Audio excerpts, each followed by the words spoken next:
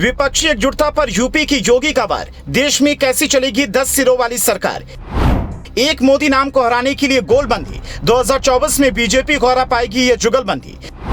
नीतीश की जुगतबाजी का होगा बुरा अंजाम। अगले साल देश में विपक्ष का होगा काम तमाम। देश में चुनाव का माहौल है। सभी पार्टियां विधानसभा और लोकसभा चुनाव की तैयारियों में जुट चुकी हैं। विधानसभा चुनाव के लिए पार्टियां क्षेत्रीय स्तर पर अपना मैदान तैयार कर रही हैं, लेकिन 2024 लोकसभा चुनाव के लिए सबसे ज्यादा भगदड़ विपक्ष में है।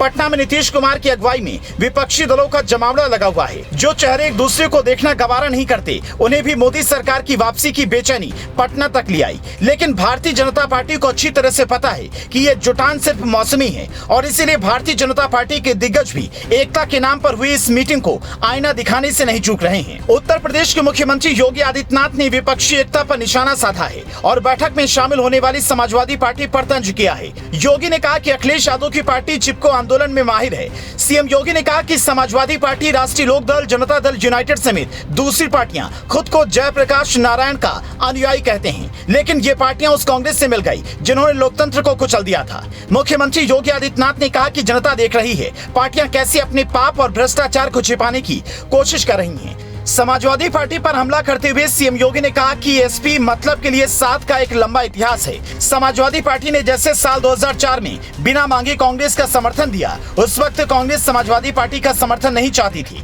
लेकिन समाजवादी ने इसके लिए दबाव बनाया क्योंकि ये पार्टी चिपको आंदोलन में विशेषज्ञ है।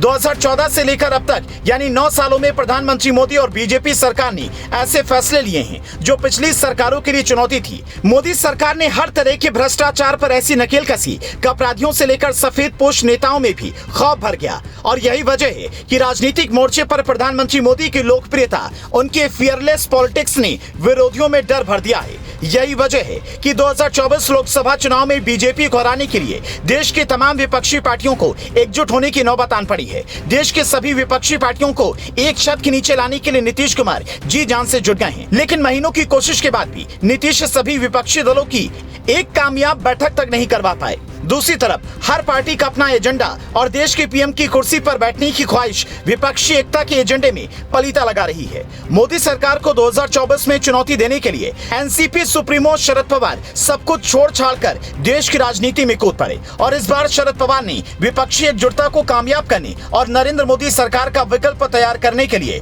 कॉमन मिनिमम प्रोग्राम का नारा दे दिया है। इन सब बातों के बाद सिर्फ बीजेपी को ही नहीं बल्कि पूरे देश को यकीन है कि नरेंद्र मोदी सरकार के खिलाफ जुटने वाले लोकल लीडर्स एक दिशा में नहीं जाएंगी, और यही भटकाव विपक्ष की दशा को भी नहीं सुधरने देगी। यूपी के गौतम बुद्ध नगर से प्रदेश की योजनाओं को सौगात देकर मालामाल कर रहे योगी ने इस बरसाती गठजोड़ पर अपनी खरी खोरी सुना दी। मुख्यमंत्री योगी आदित्यनाथ ने विपक्षी गठजोड़ और समाजवादी पार्टी पर हमला करने के साथ डबल इंजन सरकार में यूपी की तरक्की का भी जिक्र किया। सीएम योगी ने कहा, गौतम बुद्ध नगर जनपद के प्रति 6 सालों के दौरान देश के लोगों की सोच बदली है। गौतम बुद्ध नगर ने उत्तर प्रदेश को एक नई पहचान दी है। यहाँ पर एशिया का सबसे बड़ा एयरपोर्ट बन रहा है। इस साल के आखिर तक जेवर से हवाई यात्रा शुरू हो जाएगी। गौतम बुद्ध नगर में फिल्म सिटी भी तैयार हो रही है। मथुरा, अयोध्या और वाराणसी समेत पूरे उत्तर प्रदेश में अब सिर्फ विकास हो रहा है और माफिया राज खत्म हो गया है। कहते हैं कि दिल्ली की सत्ता का रास्ता उत्तर प्रदेश से होकर गुजरता है। यूपी के साथ साथ देश में बीजेपी ने जिस तरह से भ्रष्टाचार को खत्म करके विकास की बयार बहाई है, उससे उन तमाम दलों की हवा टाइट है जो माफिया और गुंडा राज के साथ साथ ब्लैक मनी के मोहताज थे, और यही वजह है कि बीजेपी सरकार और मोदी के खिलाफ इन्हें एक छत के नीचे आना पड़ा है।